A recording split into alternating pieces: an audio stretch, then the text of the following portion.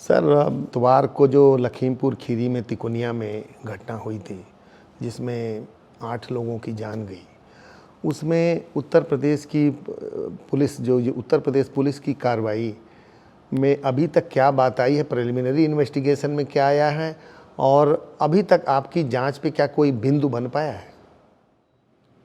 ये दुर्भाग्यपूर्ण घटना 3 अक्टूबर की है और शाम को लगभग 3 बजे ये घटना हुई जिसमें कुछ 8 लोगों की मृत्यु हुई है। घटना के तत्काल बाद जो सबसे बड़ा प्रश्न पुलिस प्रशासन के सामने था वो ये था कि शांति व्यवस्था पूरे स्टेट में बनाए रखी जाए और इसमें आगे की कार्रवाई की जाए।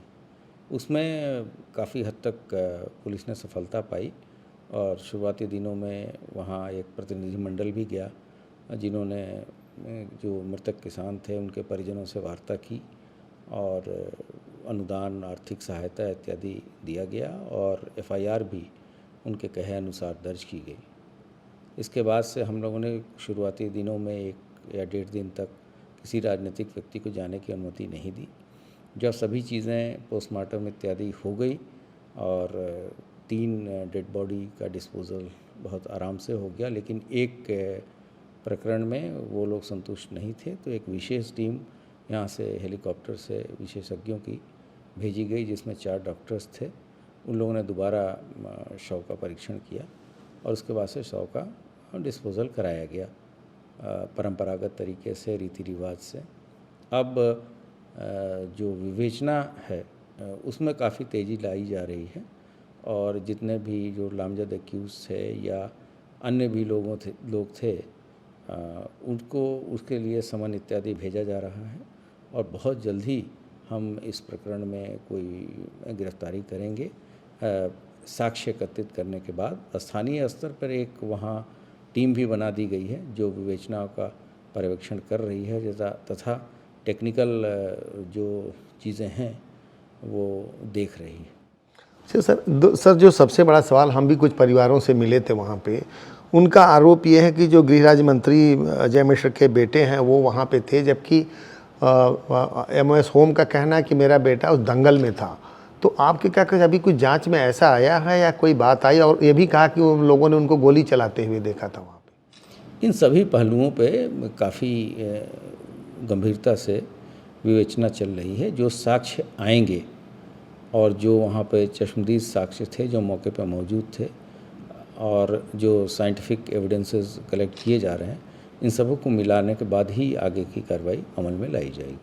तो अभी जो आपने SIT बनाई है उसमें कुछ जो एक्सपर्ट्स को आपने लिया है उनको कुछ ब्रीफिंग दी गई है या वो अपना जो स्वतः संज्ञान लेंगे जो जांच की दिशा कैसे होनी चाहिए? नहीं, एक चीज़ अवश्य बताई गई है कि किसी भी हालत में कोई दोषी बचना नहीं चाहिए। इसके अतिरिक्त यहाँ के जो लखनऊ जोन के ADG हैं वो वहाँ कैंप कर रहे हैं, यहाँ की IG भी वहाँ कैंप कर रही हैं और उन लोगों के ही पर्यवेक्षण में विवेचना आगे बढ़ रही है और लगातार दिन प्रतिदिन हम लोग विवेचना में प्रगति कर रहे हैं और जल्द ही इस पूरे प्रकरण का खुलासा करेंगे।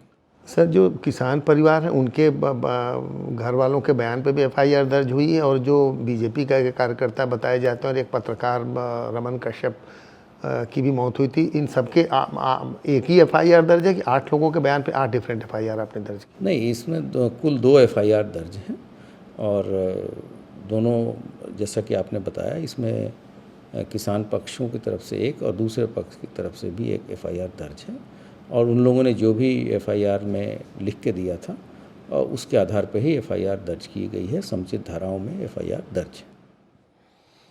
और अभी सर हम देख रहे थे कि लखनऊ जो उनके IGP लक्ष्मी सिंह जी वहाँ पहुँची हुई हैं, उन्होंने 2 लोगों को हिरासत में ले जाने की बात कही है कि वहाँ से कुछ कारतूस के मतलब ये खोखे मिले हैं खाली। तो आरोप था कि गोली चलाई गई है, लेकिन वहाँ पे जितना पोस्टमार्टम हुआ किसी को गोली लगी नहीं थी। तो आपके हिसाब से कुछ शरारती तत्व रहे होंगे जिन्होंने गोली चलाई होगी? ये जो जहाँ तक पोस्टमार्टम का सवाल है, ये महत्वपूर्ण दस्तावेज है, ये मेरे द्वारा अभी देखा नहीं गया है। स्थानीय स्तर पे इस चीज़ों का अवलोकन किया जा रहा है तथा जो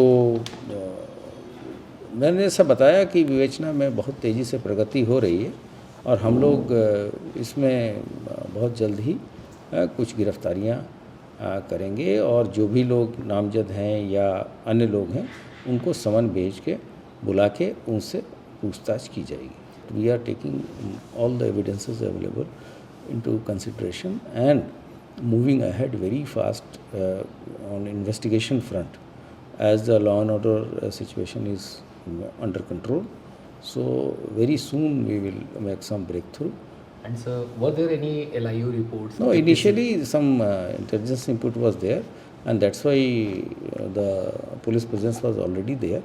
But suddenly this unfortunate incident happened in which 8 people died. And so, whether all the videos that are coming on the social media, will those videos be sent for forensic analysis and all? Of course, we have released one mobile number, and we have given the one email also on which anybody can share the information and video, audio, whatever evidences are available. We will keep their name secret, and we will examine all those videos apart from whatever is available in public domain. Sir, and today also in Saharanpur, Congress leader Navjot Singh Sidhu has been detained. Then in Bareilly, Harish Rawat has not been allowed to enter UP. So, how you are looking at these things, sir? No, there is no. People are allowed in small numbers as per the request of the district administration. So, in a big number we will not allow. This has been conveyed to them, and different parties have already sent their leaders to the spot, and they are visiting the spot.